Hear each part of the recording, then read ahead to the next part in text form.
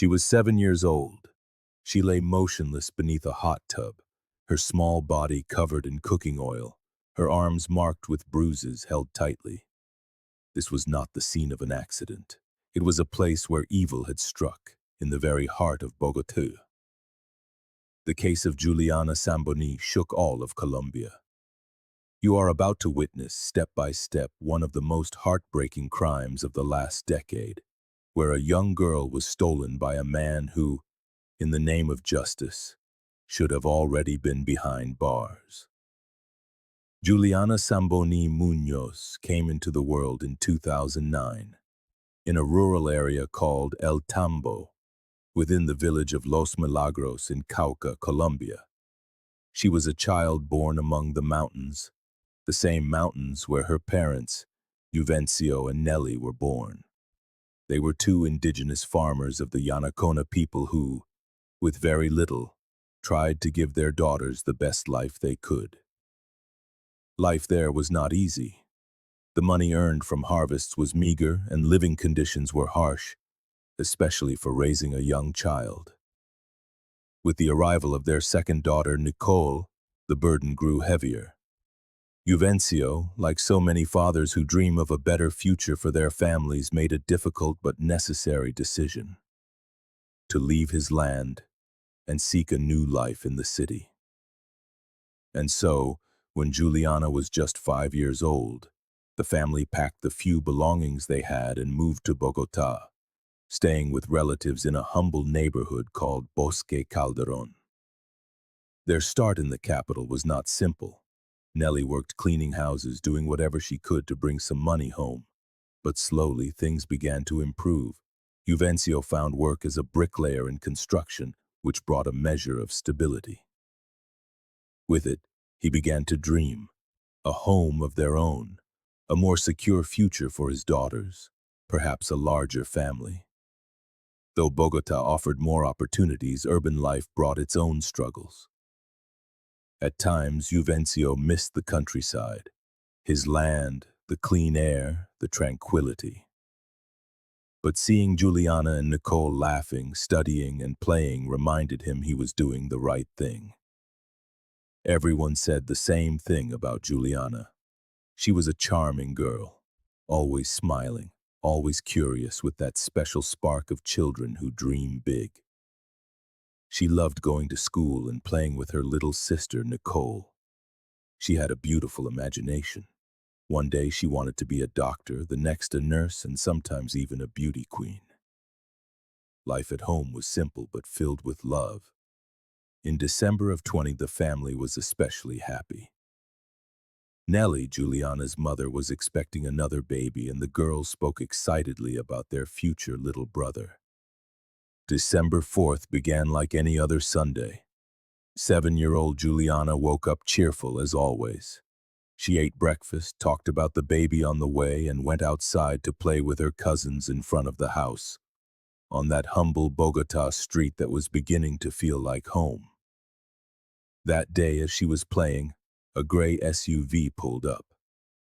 A well-dressed man who at first glance seemed friendly got out and asked them for directions.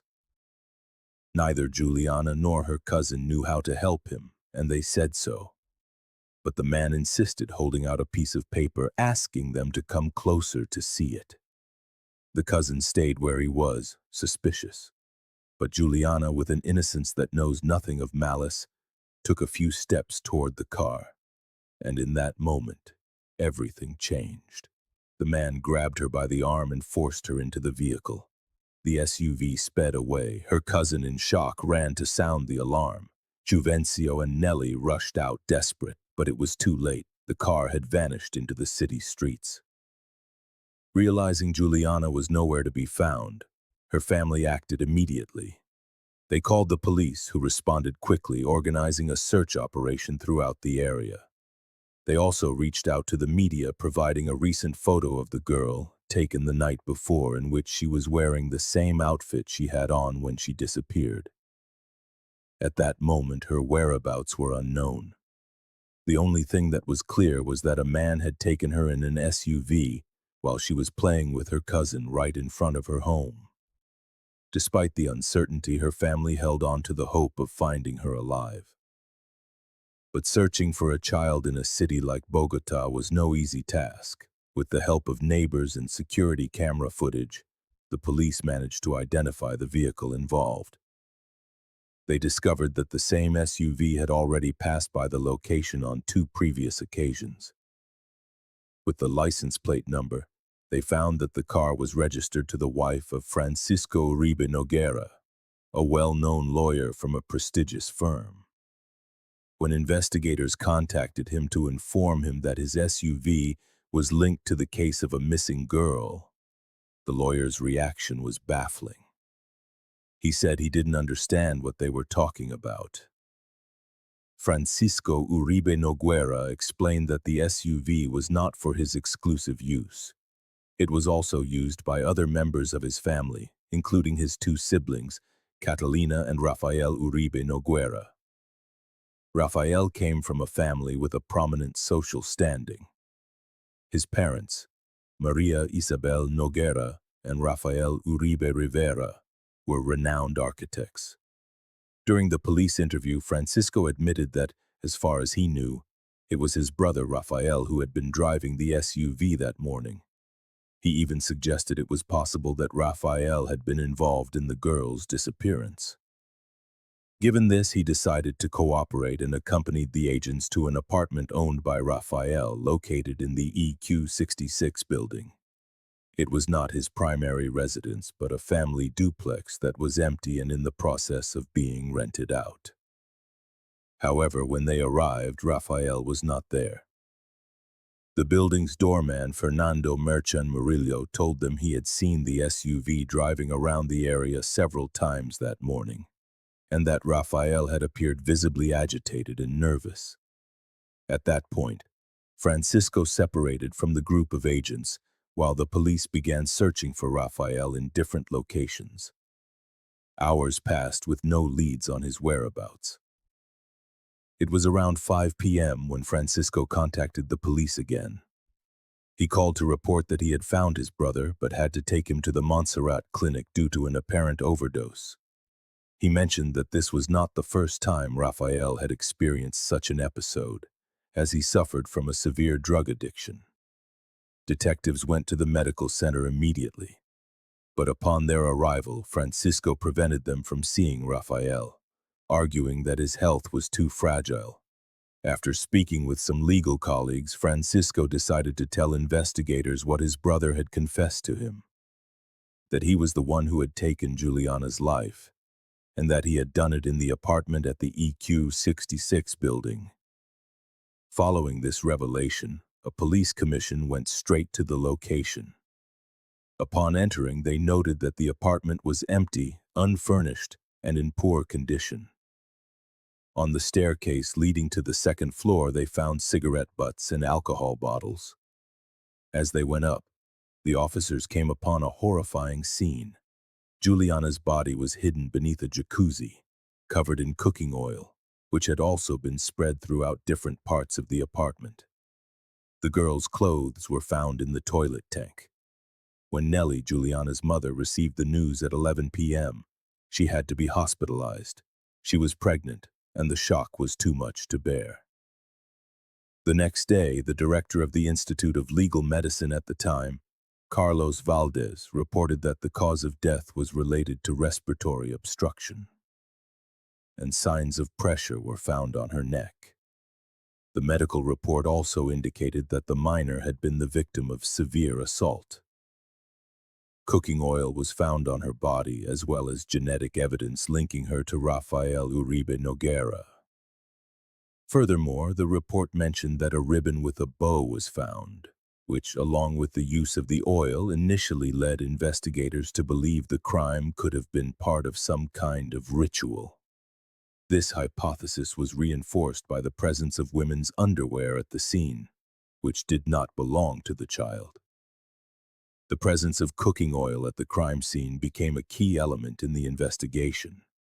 It not only revealed certain disturbing behaviors on the part of Rafael Uribe Noguera, but also raised suspicions of a possible attempt to alter or destroy evidence. For the prosecution, this detail opened the possibility that someone else had intervened after the fact. The evidence pointed toward his siblings, Francisco and Catalina, who were the first to arrive at the apartment where it all happened. Both had already been questioned by authorities, but at that point they had not been formally linked to the case. The only person accused was Rafael, and the evidence against him was overwhelming. Camera recordings, entry logs, and the traceability of every element related to the crime. Once the results of the forensic report were made public, confirming both the cause of death and the abuse the girl had suffered, and once the identity of the perpetrator was officially known, a powerful social outcry erupted. Many feared that because he belonged to a wealthy and well-connected family, Rafael might evade responsibility, as had sadly happened in other cases in Colombia, where people from the upper class went unpunished. Rafael was seen by some as a man of good appearance, single, with a prominent surname and privileges, which ignited the outrage even further. Juliana's crime not only caused profound pain, but also put the judicial institutions and the entire society to the test. 2 days after the crime, authorities were still trying to speak directly with Rafael Uribe Noguera, who remained hospitalized in a private clinic. It was there that he formally heard the charges against him: simple kidnapping, violent carnal access, torture, and aggravated femicide. Shortly after, at a hearing in the Palocomao courts, a preventative detention order was issued against him. During that hearing, Rafael pleaded not guilty. However, the Attorney General, Nestor Humberto Martinez, presented overwhelming evidence. In addition to security videos showing Juliana inside the SUV, investigators found the girl's clothes and traces of her DNA, both in the vehicle and in the apartment where her body was discovered. The Attorney General also confirmed the seizure of the SUV and the search of the place where Rafael had been with the child in the hours before the crime. As the case progressed, details of Rafael's personal life also emerged. According to several testimonies, he led a life marked by excessive consumption of alcohol, drugs, and unstable relationships. Once the charges were filed, Rafael was transferred to La Picota prison in southern Bogotá. The outrage grew even stronger on December 9th, when it was reported that the security guard of the building where Juliana's body was found, who was considered a key witness in the investigation, had been found dead. The head of the Bogotá police, Hubert Penila, confirmed that the guard's family had identified him, and all indications pointed to him having taken his own life at his home in the southern part of the city. The initial handling of the case by authorities was harshly criticized. Social pressure grew to such an extent that even the then president, Juan Manuel Santos, who had close ties to people in the Uribe Noguera family's circle, had to make a public statement. He condemned the crime firmly and promised that the person responsible would face the full weight of the law. As days went by, more details emerged that further complicated the picture. Some clues, like text messages found on Rafael's phone, suggested that his siblings, Francisco and Catalina, might have helped him manipulate the crime scene and erase evidence. Faced with public pressure, the prosecutor's office announced that the investigation would not focus solely on Rafael, but would also extend to anyone who might have collaborated or concealed information. The mention of the siblings as possible accomplices, and the key witness dying under confusing circumstances, only deepened the public's mistrust. The then mayor of Bogotá, Enrique Peñalosa, publicly condemned the crime that took Juliana's life. The district secretariat for women offered the family the legal support of Isabel Agaton, a renowned lawyer specializing in cases of gender and child violence, with the firm goal of ensuring the case did not go unpunished. On December 28th, the Bogotá court issued measures preventing Catalina and Francisco Uribe Noguera from leaving the country. The prosecution had accused them of concealment for allegedly helping Rafael cover up what had happened. Social pressure mounted, and on social media calls for justice for Juliana multiplied. The outrage was directed not only at Rafael, but also at those who, many believed, had protected him. Amid this pressure and collective grief, on January 11, 2017, Rafael Uribe Noguera, age 38, finally confessed. He did so during a hearing via video conference from prison. In that room were Juliana's parents. Rafael recounted that on December 4th, he had acted under the influence of alcohol and cocaine. He said he forced Juliana into his vehicle and took her to his apartment against her will. He abused her, and finally took her life by strangling her with his own hands. The confession was added to an already solid case file. More than 100 pieces of evidence linked him directly to the events, including a forensic analysis that confirmed the sexual abuse. After confessing to what he had done, Rafael Uribe Noguera did not undergo a full trial. Having accepted his responsibility, the process moved forward more quickly. Thus, on March 29th of that same year, the High Court of Bogotá sentenced him to 51 years and 10 months in prison. In addition to the prison sentence, a fine of 100 minimum legal wages was imposed, which at the time was equivalent to about 74 million Colombian pesos, or approximately $25,400. However, that fine was not destined for the family, but for the state. All signs pointed to an error in the sentencing document. For the crime of kidnapping, the legally prescribed penalty was a fine of 1.3 times the minimum wage, a sum of about 958 million Colombian pesos, or roughly $335. This clerical mistake, along with a more profound reason, compelled the Samboni Munoz family's lawyer to appeal the sentence. But for Juliana's parents, the money was meaningless. As members of the Yanacona indigenous people, they held a world view in which a child cannot be compensated with currency. Their priority was to see the maximum penalty allowed by Colombian law imposed, 60 years in prison. While many citizens felt that 51 years was a just sentence, for Juliana's family, it was a painfully inadequate response to the irreparable harm they had endured. The court accepted the appeal. After reviewing the case, it increased Rafael's sentence to 58 years. But the story was far from over.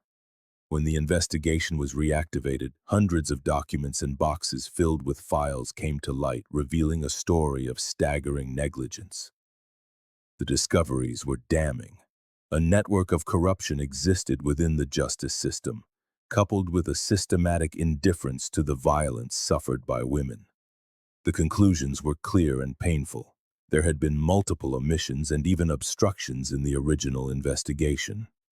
Among them was a complete lack of care in preserving the crime scene. There were irregularities in how evidence was handled and analyzed, and a comprehensive forensic examination, one conducted with a gender perspective, was never performed. Furthermore, authorities never tracked the calls made by the main suspect in the hours after the crime. They failed to address the glaring contradictions in his different versions of events, or the fact that he had personal and professional ties to those investigating the case. The report also highlighted the unjustifiable delays in moving the investigation forward. And perhaps most grievously, the testimonies of those who had witnessed the psychological, physical, economic, and sexual abuse the victim had suffered were completely disregarded. From the very beginning, authorities had failed to even consider the possibility that her death was the result of gender-based violence. It was later revealed that before giving his official statement, the suspect had used Bluetooth to send several photos to two of his police investigator colleagues. Photos he himself took of the victim's body. He told them it was just in case they had to handle the investigation. These images were not integrated into the case file until several months later. The initial investigation file revealed other disturbing facts. The suspect, the victim's husband, was part of the very group in charge of securing and processing the scene, a fact that cast doubt on the entire impartiality of the procedure. The file also confirmed that the area was never cordoned off, and crucial evidence, like the cord allegedly used in the crime and the cell phone lying on the bed, was left unprotected. As the case against potential accomplices moved forward, the prosecution presented a video in a public hearing that had, until that moment, been kept from public view. It showed evidence of the possible involvement of Francisco and Catalina, the primary convict's siblings. The prosecutor asserted that in addition to altering the scene, the siblings were inside the building long after the victim, Juliana, had been reported missing. The video clearly showed both of them entering the premises. According to the prosecution, Catalina entered the building at 3:32 in the afternoon. 10 minutes later, Francisco followed. 20 minutes after that, an external camera captured Francisco on the terrace, attempting to climb a wall to enter the apartment where the crime occurred. More than 40 minutes passed until, at 5:27 p.m., the cameras recorded Francisco, Catalina, and their brother Rafael leaving the building together. After that, the prosecutor explained, Rafael was taken to a medical center where he was treated and, as is now known, subsequently arrested. During the hearing, 2 investigators also testified. They had reviewed more than 200 security camera recordings from the area and analyzed all messages from the phones that were in the chain of custody. One of the most damning revelations was that more than 25 text messages exchanged between the siblings after Juliana's death had been deleted. Following these revelations, the defense requested that Rafael speak before the court. He did so via video conference from the prison where he was being held. In his testimony, he recounted for the first time how he took Juliana's life and sought to absolve his siblings of any responsibility. Rafael stated that on the day of the crime, he received multiple calls from them. He finally answered a call from his sister, Catalina, who told him the police were looking for him. He lied, telling her he was at a friend's house. He recalled that shortly after, the apartment's intercom began to buzz repeatedly. When he answered, the doorman informed him that Catalina was there wanting to come up. Rafael told him not to let her pass. Rafael then described how he tried to hide Juliana's body. Knowing his siblings could arrive at any moment, he took her body along with her clothes and hid them in the master bathroom. Noticing the floor was covered in oil, he tried to clean it with a kitchen cloth. He claimed that only after he had manipulated the scene did he allow his siblings to enter. Then they left together in a taxi bound for the clinic, where he was admitted due to his state of drug intoxication. During the ride, according to Rafael, his brother Francisco asked him repeatedly about Juliana. At first, he replied that the girl had gotten out near a bridge. Faced with Francisco's insistence, he changed his story, saying Juliana had thrown herself from the moving vehicle. He added that while he was being sought by the police and his family, he had considered taking his own life. In the final arguments, one of the trial's key moments was the intervention of the Deputy Attorney General, Maria Paulina Riveros. She argued that Francisco and Catalina had spent hours obstructing the authorities, claiming Rafael was hospitalized for an acute coronary syndrome. However, according to the prosecution, this condition did not represent a real medical emergency. But then came a stunning turn.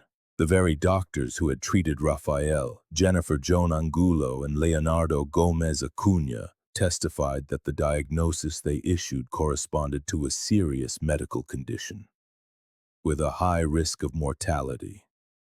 Both agreed that the patient's health required urgent attention, directly contradicting the prosecution's theory. Strikingly, these witnesses had been called by the prosecution itself, with the expectation that they would support its version of events. After hearing the arguments from both sides, on August 12, 2019, the court issued its verdict. The prosecution had failed to sustain its accusation, and both Francisco and Catalina were declared innocent.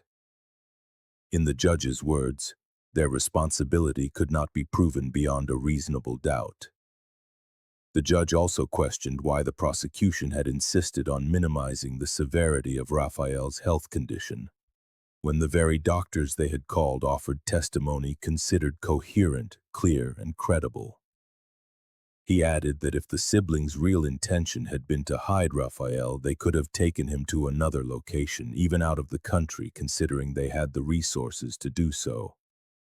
Although the prosecution appealed the decision, the Superior Tribunal of Bogotá confirmed the acquittal of both siblings in December of that same year. And despite some authorities remaining convinced that the siblings had received legal advice to protect themselves and had some degree of involvement, the Attorney General's office did not oppose the court's final ruling. The case left a society to grapple with difficult questions. How can we prevent such tragedies from recurring? And what does true justice look like when faced with the immeasurable loss of a child's life?